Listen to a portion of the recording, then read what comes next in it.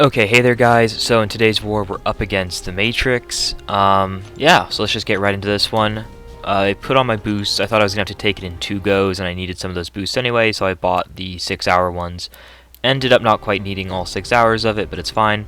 Gonna throw on the advanced power boost here for a Weapon X on path 5. I'm sharing the path with Love Shack, who, top guy, he has a great channel, you guys should also go check that out. I think it's just Love Shack. There might be a weird O in there. So my plan here for this fight is the power start 1, and I want to use 1 to 2 combos, 1.5 combos.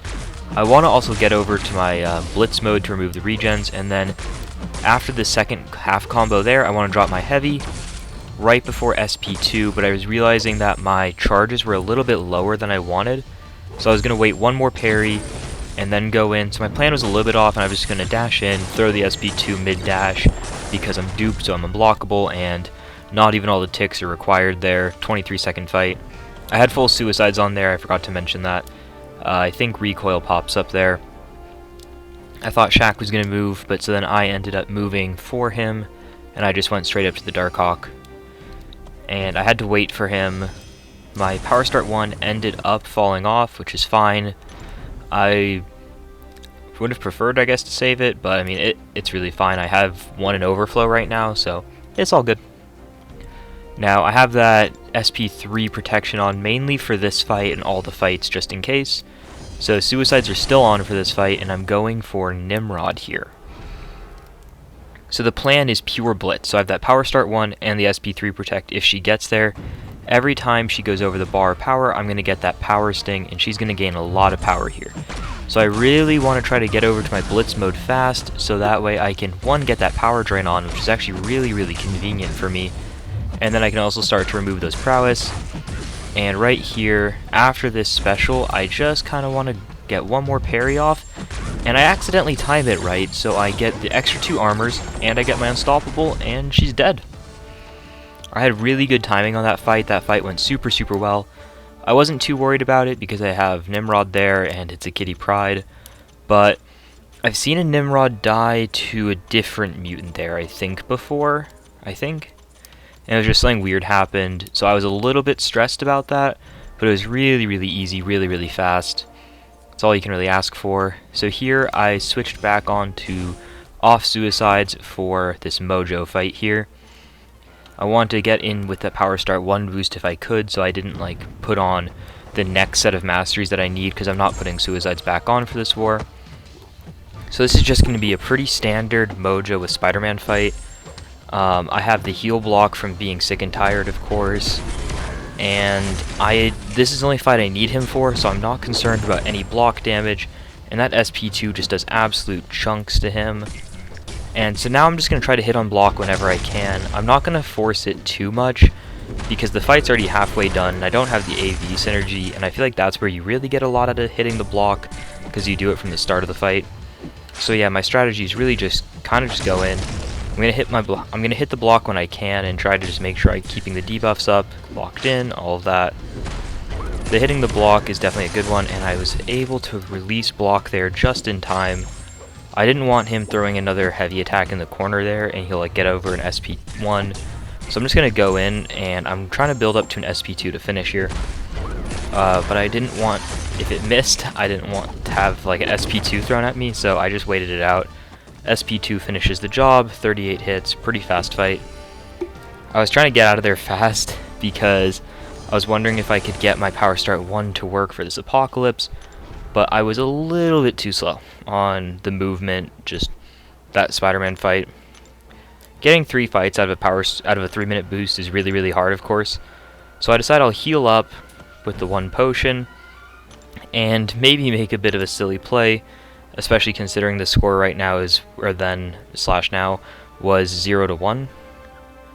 So I decide I'm not going to throw on a 3-minute boost, because I didn't want to I didn't want to use another power start 1. That would have been the 3rd of the war, and this is a war that I'm pretty confident will win by the time it's over.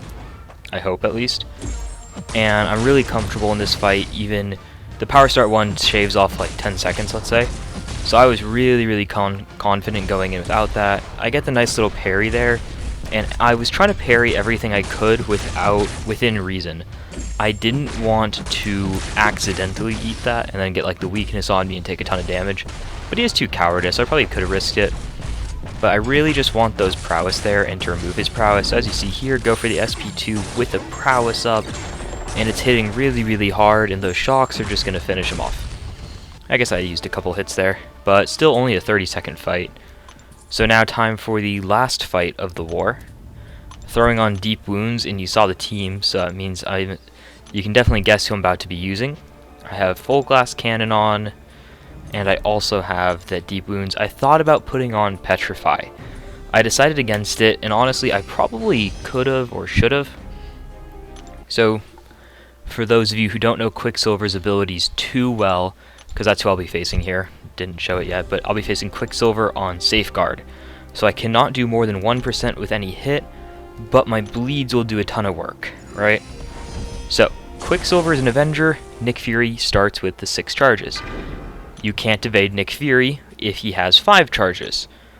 And anytime you bait out a heavy, he cannot evade you. He can't evade off of punishing a heavy. So I was just quickly like running through his abilities. I was like, okay, what was the thing I have to worry about? So basic attacks have that 35% chance to inflict the whiplash. Dodging an attack, it can still kind of trigger, which is something I kind of forgot about in the moment to check. I was trying to read it all, but then I was like, timer's running out. Let's just go. So 6 charges, evade fails. I'm like, good. So my plan here is I want to throw a lot of SP1s. Before going into the fight, I was trying to decide on which strategy I wanted to do. If I was just going to hold my specials and just punish heavy attacks and take a bit of extra block damage there, or if I was going to spam my SP1s and give him a little bit of extra power that way. Right there, I got a little bit lucky that the heavy didn't connect.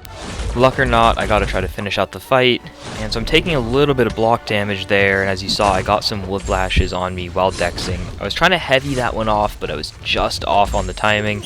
I still have my 5 tactical charges, and I just want to get that special one right back on it, get that 4 charges, and just keep my evade counter. I can intercept him, I can punish him, I can do whatever I want to him here. He's getting some dashbacks on me there, which I was a little bit annoyed about. I was just a little bit slow in punishing it. I don't know how well you can punish that without the dex. I've dexed his SP1 a couple times now, but I wasn't comfortable enough doing it in war, and I had that invulnerability on for a reason. Kind of, it's a 3-hit special 1, or like, if I got SP3'd, I would definitely survive. I have that invul, and even with the stun, I still have my LMD. So I was kind of just using all of that as protection. I get the wither on me, but the wither doesn't really do much, unlike if like that was a void who put a debuff on me. And again, I'm just trying to go in with all of this, but look at like the health he has. Even my bleeds, I'm getting close to 2 minutes in, and he still has 1/3 of his health left. Oh, under 1/3, now he's at 25%. But, right, the bleeds are definitely putting in work, but this is definitely a slow fight. He gains a lot of power here. I probably could have put on Petrify, and it would have made it a little bit more comfortable here, right? That time I actually get the block, and I don't go for the punish, because I'm like, I have my evade charges. Why am I trying to force this? There, I actually get the punish. I'm just going to throw the SP2 just to end the fight out. And I think that was a pretty well done Quicksilver mini-boss there. Again, it's not like... he's not like that hard.